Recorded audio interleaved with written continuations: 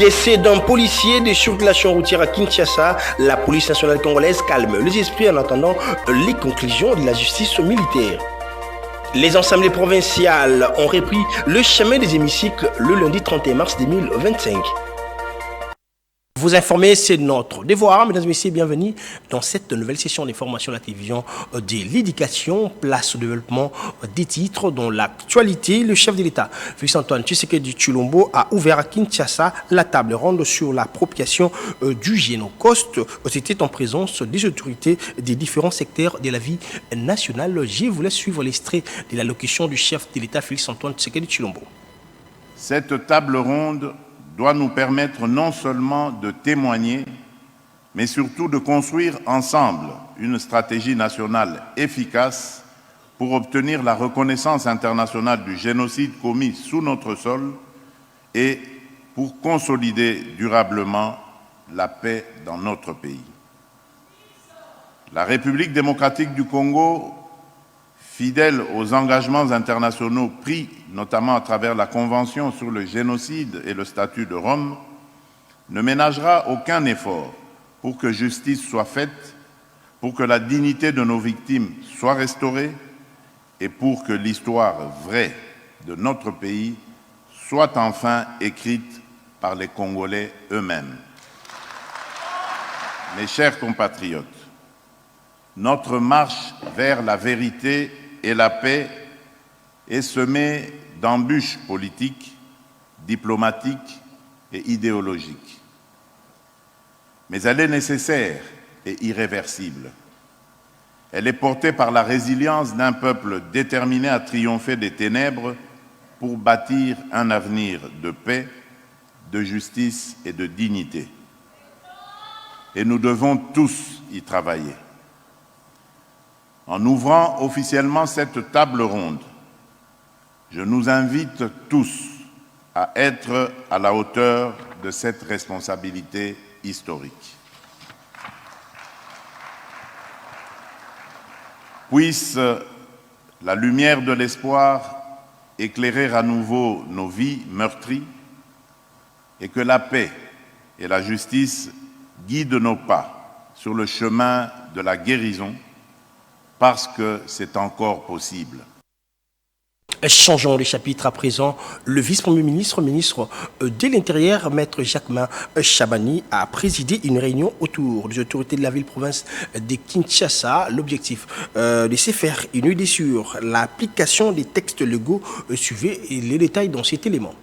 Le vice-premier ministre, ministre de l'Intérieur, Sécurité, Décentralisation et Affaires coutumières, Jacquemain Chabani-Louko, a réuni ce samedi 29 mars 2025 plusieurs autorités pour faire le point sur l'application des textes légaux relatifs aux comités provinciaux et locaux de sécurité. On prépare à cette rencontre le ministre délégué auprès du ministre de l'Urbanisme et Habitat en charge de la population, le gouverneur de la ville, le ministre provincial de l'Intérieur et Sécurité, celui de l'environnement, ainsi que les bourgmestres de 24 communes de la capitale. L'objectif de cette réunion était d'évaluer la vulgarisation des textes depuis leur lancement le 25 février dernier, en mettant l'accent sur les axes prioritaires tels que la gestion de l'ordre public, la salubrité de la ville et la lutte contre les nuisances sonores, conformément à l'article 3 du décret du 6 décembre 2022. Ils allaient bon instrument où ils allaient permettre biso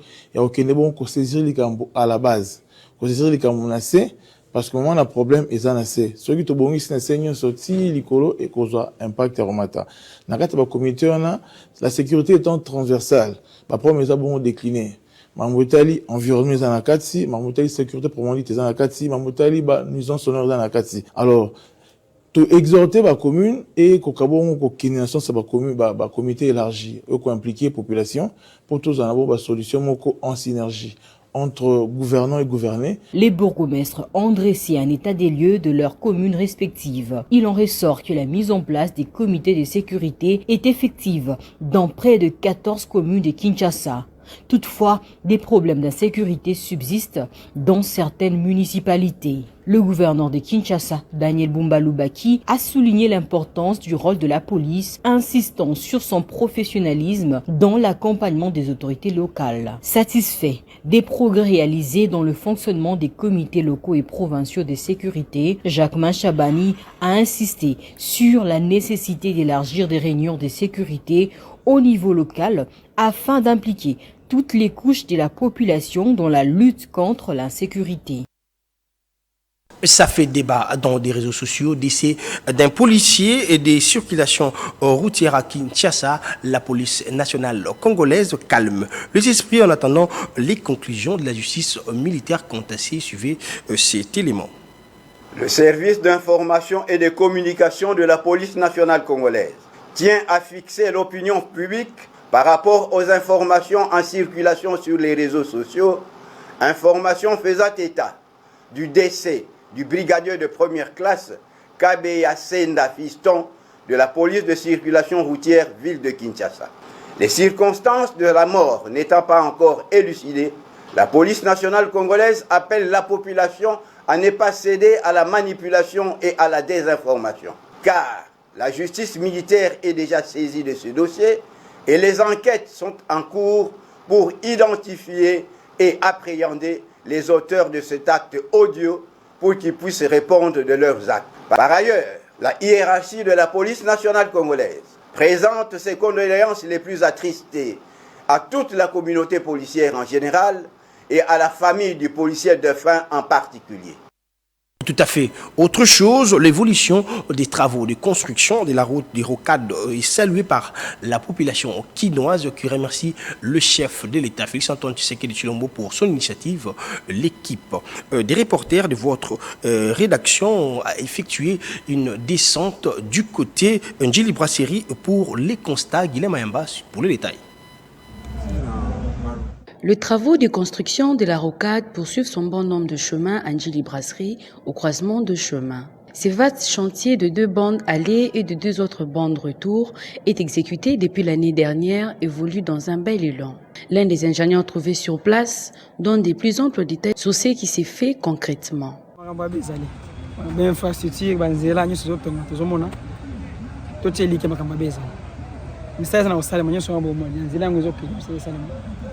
bisape zo nzela kati nzela munene zo mtoki kati ya okesute mtozo tapo matete akoleka directement changu mtozo utakimwenza akota su kati ento akota matete directement ako makimaseke mokali ako mape aéroport maramoko.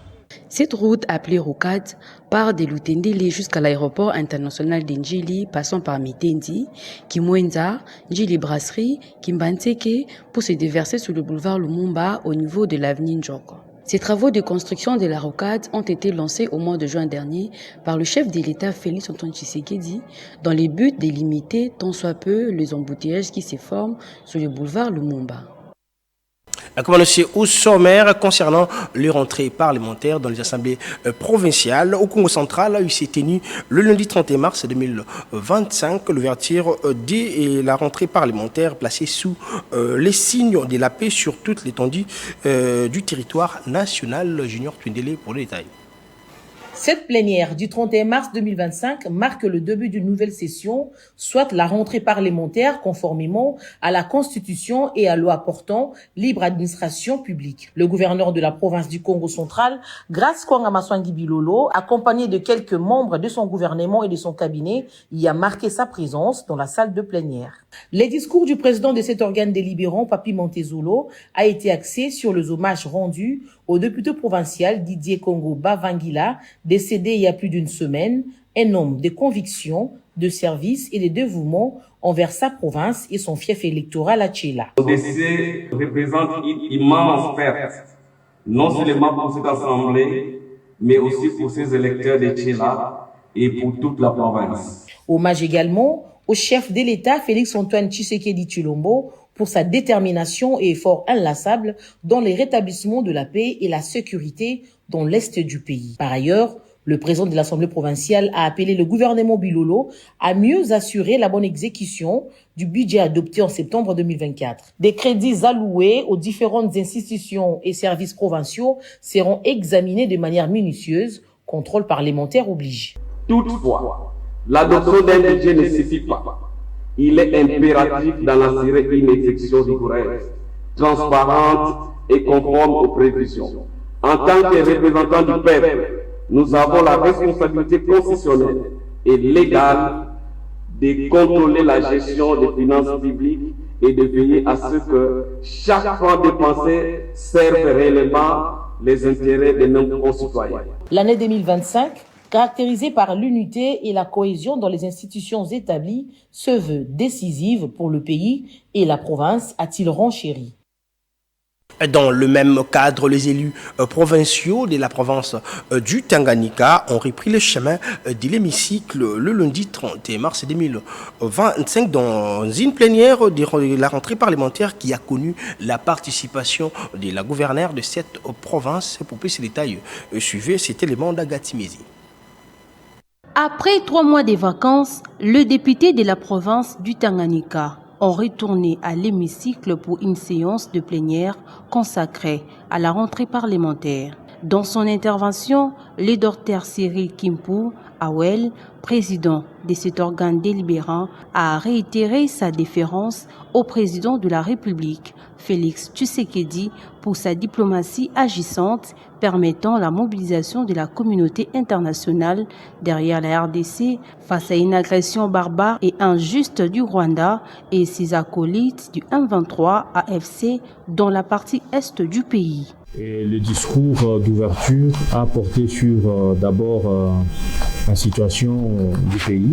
Comme vous le savez, l'est du pays est agressé par l'armée rwandaise avec le M23 et l'AFC, où on a perdu beaucoup de nos compatriotes par cette guerre injuste nous imposée par les Rwandais. Et il était question de louer l'implication du chef de l'État dans la recherche de la paix et de la solution de cette guerre qui ne fait que trop durer. Et puis éveiller la conscience de tous nos compatriotes, surtout au niveau du Tanganyika, les jeunes en particulier, pour qu'ils puissent se ranger à soutenir les forces armées et les compatriotes wazalendo. Au cours de cette plénière, le président de l'Assemblée provinciale a appelé le gouvernement provincial à accentuer le suivi régulier de l'exécution des travaux de la route de contournement sur Kalumbi en incitant l'entrepreneur à appuyer sur l'accélérateur afin de permettre à la population de circuler librement. Toujours dans la même province du Tanganyika, le ministre provincial de l'Intérieur et Sécurité, Daniel Kasongo Salomo, et l'inspecteur provincial de la police de cette province ont eu à expliquer la situation sécuritaire dans cette partie du pays, surtout en ce qui concerne la gestion des déplacés de la province, des provinces, allez dire, du nord et sud Kivu. Pour les détails, suivez ces propos recueillis par Agatimezi. Concernant l'évolution de la situation sécuritaire à l'est du pays, les autorités de la province du Tanganyika ne cessent de fournir des efforts pour renforcer la sécurité de la population de cette partie de la RDC. Interrogé à ce sujet, le ministre de l'Intérieur et Sécurité de la province du Tanganyika, Daniel Kasongo Salomo, fait le point. Mais maintenant, aujourd'hui, avec les jeeps que nous avons reçus, il suffit d'allumer et partir rapidement vers une intervention, et aussi ça a beaucoup servi lors des déplacements de nos compatriotes de l'Est. Et donc son apport est de très grande importance dans ces mouvements qui venaient de passer. Dans le même ordre d'idées, le commissaire provincial de la police du Tanganyika, le général Wasongolia Ngana Claude Aimé, explique les cas de déplacés du Nord Kivu et Sud Kivu. On a reçu plusieurs déplacés, et plusieurs de nos compatriotes qui se sont déplacés vers la province du Tanganyika. Et cela a fait que la situation sécuritaire puisse connaître plusieurs soubresauts, mais grâce aux dispositifs mis en place, grâce à l'anticipation du comité provincial de sécurité, nous à prendre des dispositions. Notons que la population de la province du Tanganyika félicite les autorités pour la dotation du charroi automobile qui permet de renforcer les déroulements de patrouilles des multiples. Corrigez avec nous qu'il s'agit d'un reportage et non au propos requis d'Agathe. Ici, continuons cette session d'information par cet élément. La ville de Kisangani, dans la province de la Tchopo, jadis dans le noir depuis un temps relativement lent, mais aujourd'hui, grâce aux efforts de l'exécutif provincial, une grande partie bénéficie de l'énergie électrique. Suivez cet élément. Il est 20h. Le rusé avenue du chef-lieu du territoire de Banalia, cité située à 128 km de Kisangani, sont éclairés par les lampadaires jusqu'au recoin. Et on se croirait être dans la ville de Kisangani. Une centrale hydroélectrique est en cours de construction dans cette partie de la Tchopo et le travaux avancent à pas des géants. Et c'est là grâce au leadership du gouverneur de province, Paulin Lendongoli Alebabonga, élève de la révolution de la modernité, prônée par le chef de l'État, Félix Antoine Tshisekedi Tshilombo, pour sa ferme détermination de redorer l'image de la Tchopo. Un motif de joie pour la population de ces territoires, émerveillée de voir pour la toute première fois, depuis la nuit des temps, cette cité être éclairée. Et pourtant, habitués dans le noir, cet éclairage public permet non seulement aux opérateurs économiques de prolonger les temps de leurs activités commerciales jusqu'à tard dans la nuit, mais aussi de lutter contre l'insécurité. Une raison de plus pour cette population d'exprimer sa gratitude à l'endroit du gouverneur de province, Paul Lendongoli Alebabonga.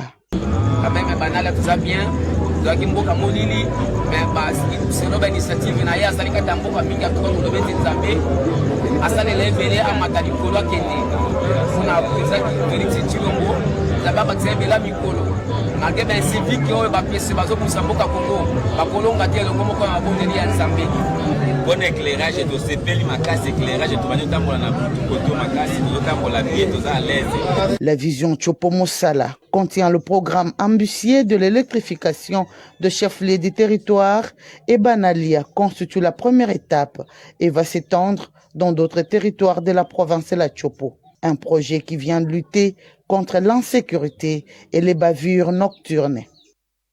D'une province à une autre, en Ituri, le gouverneur militaire de cette province, le lieutenant-général Luboyan Kashama Adjouni, a échangé avec le commandant des forces de la MONUSCO, Illusius Gomez, sur les questions d'évaluation des opérations conjointes FARDC-MONUSCO. Pour plus de détails, suivez cet élément de Naomi Katako.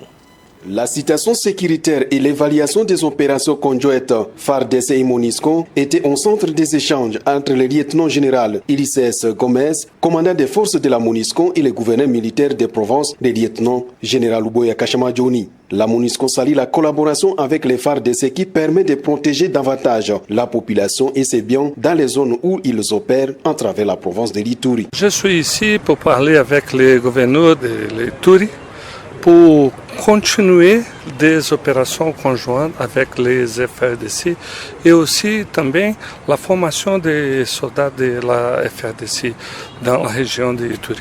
Avec les partenaires, nous voyons l'appui à la population pour mener la protection des civils dans la région de Ituri avec les FARDC. La MONUSCO, partenaire du gouvernement congolais, reste très engagée pour la cause de la paix en Ituri, réitère le commandant des forces de la MONUSCO. Oui.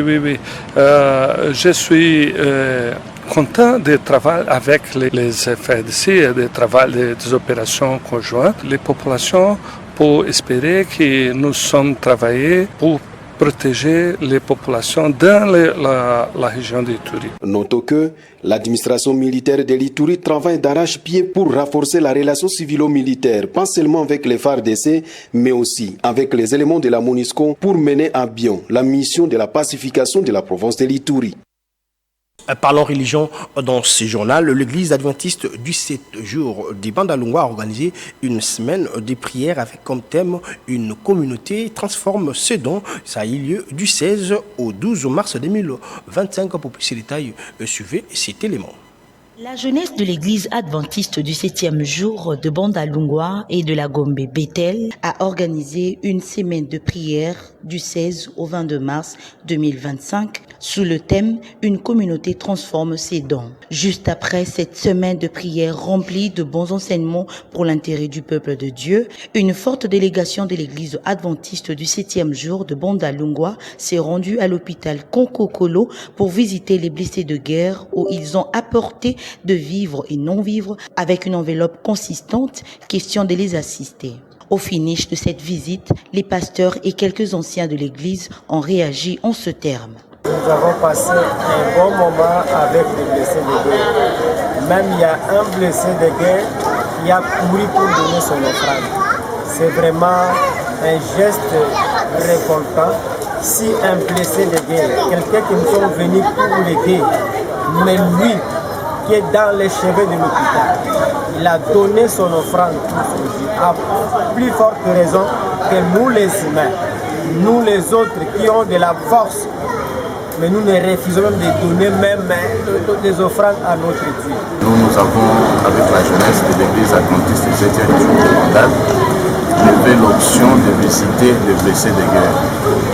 Il y en a parmi ces blessés de guerre qui viennent de très loin, qui n'ont pas de membres de famille ici, qui n'ont pas de personnes pour les soutenir dans leurs afflictions.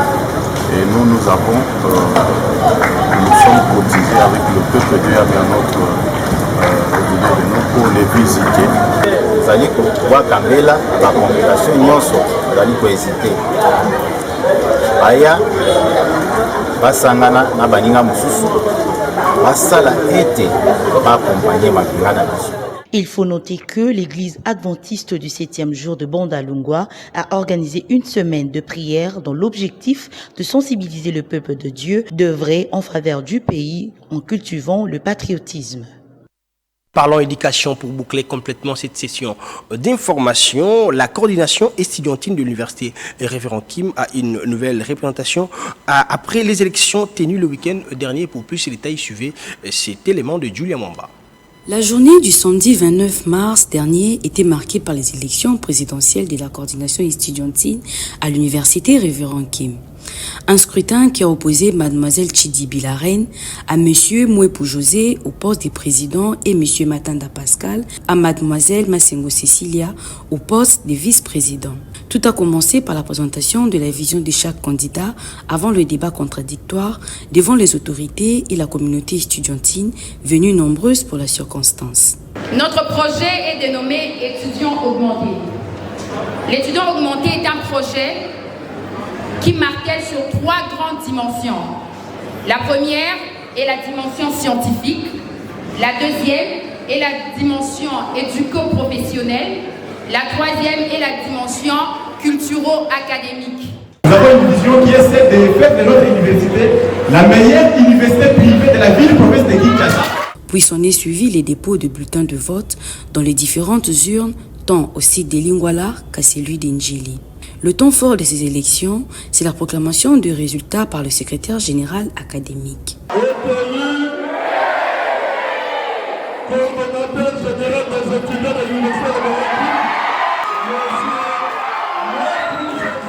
Monsieur Mouepou José prend la tête de la coordination estudiantine et Mademoiselle Masengo Cecilia la vice-présidence.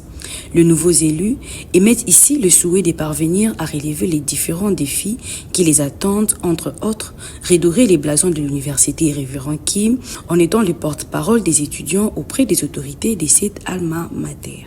Je suis vraiment très ébloui de voir que les étudiants de l'université Révérend Kim sont vraiment maintenant éveillés. Ils ont appris à faire un choix rationnel. Ils ont suivi les cerveaux et non les cœurs. Et on ne va pas les décevoir parce que notre vision est celle d'amener l'université Révérend Kim la meilleure université privée de la ville-province de Kinshasa. Comme je le disais, nous avons un plan d'action que nous allons appliquer à la lettre. Et je demande aux cas adverses de s'allier à nous pour travailler. Nous prenons l'unité et la solidarité de notre université et toutes les facultés, nous sommes disposés à travailler avec eux. Je suis déjà très contente et je dis merci à tous mes collègues, mes amis étudiants parce qu'ils ont voté l'utile. On a battu campagne et on l'avait déjà gagné. Donc là, c'est seulement une rediffusion. À mes chers collègues, nous vous promettons que nous allons travailler comme nous l'avions dit au tout début, que nous sommes là pour vous servir, pour être vos porte-parole. Plein succès à la nouvelle équipe dirigeante de la coordination estudiantine de l'université Révérend Kim. C'est ici qu'on prend fin complètement cette session d'information, mais tout d'abord appelons les titres. Vous avez suivi dans ce journal le décès d'un policier de circulation routière à Kinshasa, la police nationale congolaise qui calme les esprits en attendant les conclusions de la justice militaire. Mais aussi rentrée parlementaire dans toutes les enseignes provinciales le lundi 31 mars 2025. Fin complètement de cette session d'information. Si vous avez aimé, dites merci à la grande équipe rédactionnelle de la télévision de l'éducation. Restez branchés au programme de votre chaîne éducative et surtout prenez soin de vous car chaque jour est une vie. Au revoir.